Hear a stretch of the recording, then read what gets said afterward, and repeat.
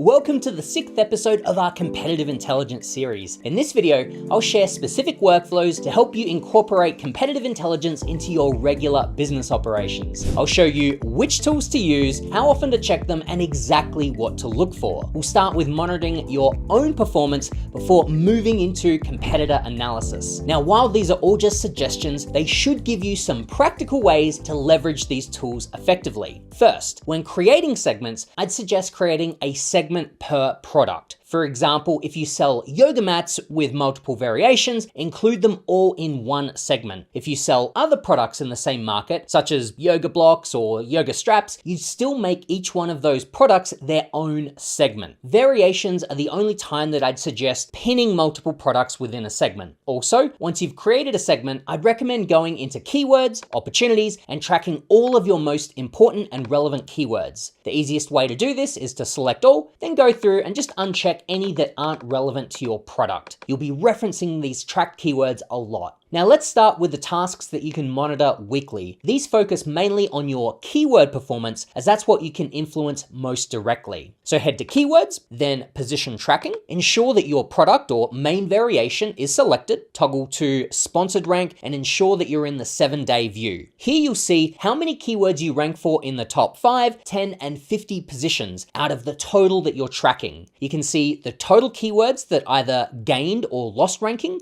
and you can click to see the specific keywords.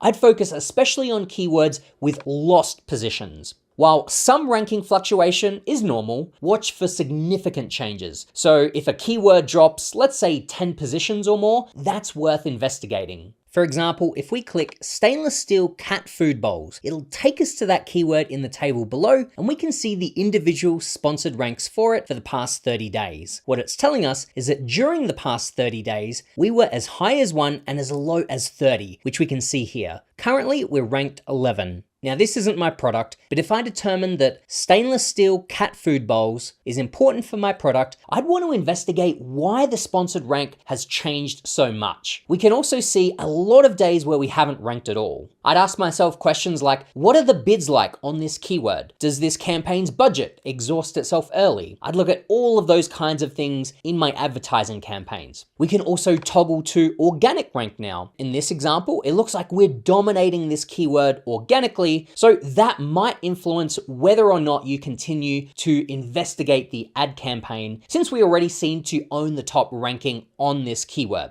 I would continue down this list of lost sponsored rankings, investigating each of those keywords in your ad campaigns and making those optimizations if needed immediately as I'm going along. Also note that if you have Jungle Scout connected to Seller Central, then it'll actually tell you which advertising campaigns you have those keywords in and save you a bit of time. Now let's move to monthly analysis, where we look at bigger picture metrics and trends. First is your organic keyword performance. You could do this weekly too, but I've opted for monthly since it takes a little longer to impact these rankings compared to your sponsored rankings, where you can make immediate changes to keywords and you'd want to keep your finger on the pulse a little more frequent with those. Back to position tracking for your product, toggle to organic rank and use the 30-day view this time to spot longer term trends. Normal fluctuations might be 1 to 3 or 4 positions, but if you've lost more than that, and particularly in the top 10 keywords, then I'd recommend digging into those. It's a similar process as before. Click into the keywords that you want to investigate. Now you can see the daily rankings in the table below. If you see these big drops, then you might need to take further steps if this is an important keyword to you. Maybe you check your listing to ensure that the keyword is in a prominent position, like your title, bullet points, or A+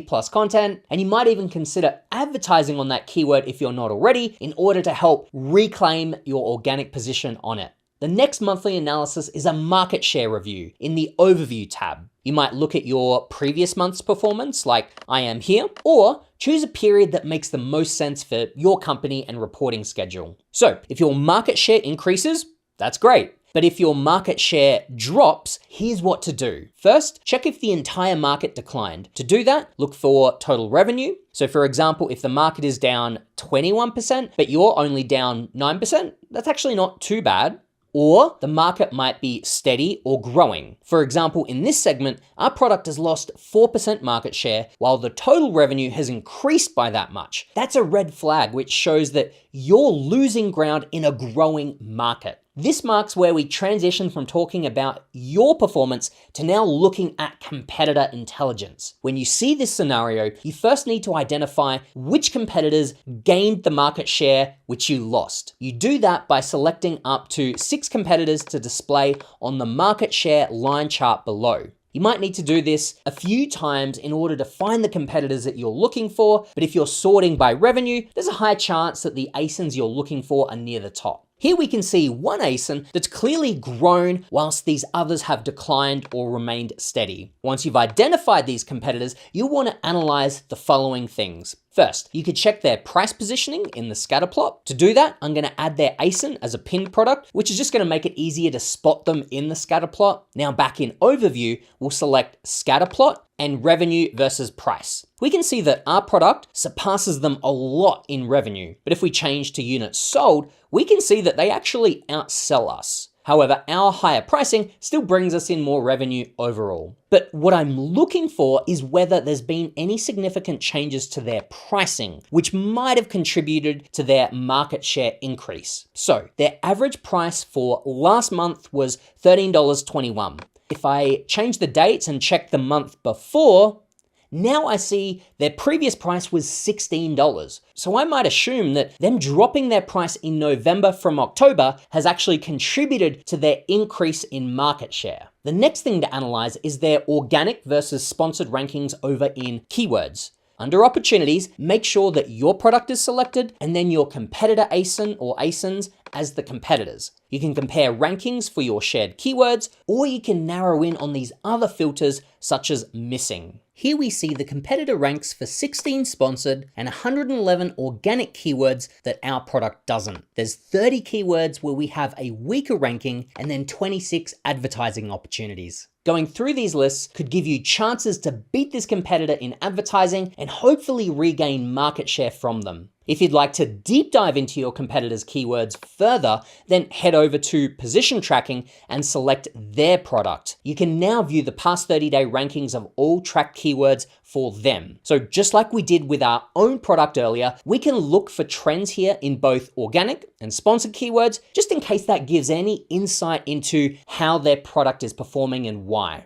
Now, the third thing that you could analyze also falls into the next category of workflows, which you could perform quarterly or just less frequently than weekly or monthly tasks. And that is a listing and review analysis. In this tab, select your product here and choose your competitor ASIN or ASINs, then click Apply and Analyze. First up, check the listing quality score. If competitors have higher scores, then go in and compare the specifics, such as title and description length, number of bullet points, A+ content or not, and the total image count and types of images used. In this example, it looks like the competitor has a slightly higher LQS because our product doesn't have bullet points, but everything else seems pretty close. Neither of us are displaying a description, but that's because we both have A+ content instead. Next, you want to review the images carefully. Look at which benefits competitors highlight first. Are they focusing on features that you've positioned maybe later on in images, or maybe you haven't included at all? For example, if multiple competitors lead with, say, lifestyle images showing their product in use, whilst maybe your images start with more technical specifications, it might be worth testing a different order or even types of images in your lineup.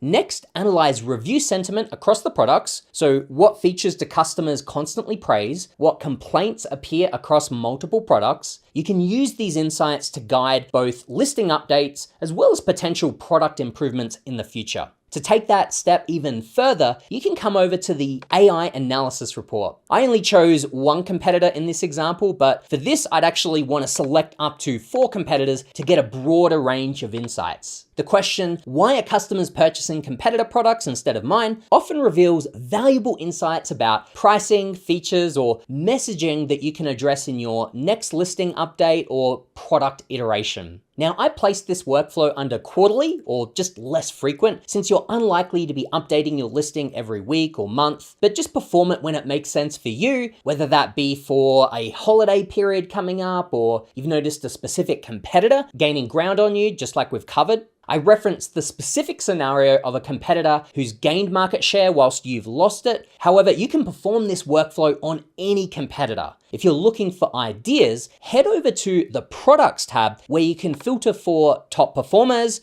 trending up, and closest competitors. These are all great candidates to repeat the process that I showed you. Remember, these workflows are just suggestions. Adjust the frequency based on your business needs. The key is to monitor your keyword rankings regularly so that you're able to quickly spot and take action if any issues arise. If you haven't started using competitive intelligence yet, make sure you head to our website to unlock all of these insights for your business. Thanks for watching, and I'll see you in the next video.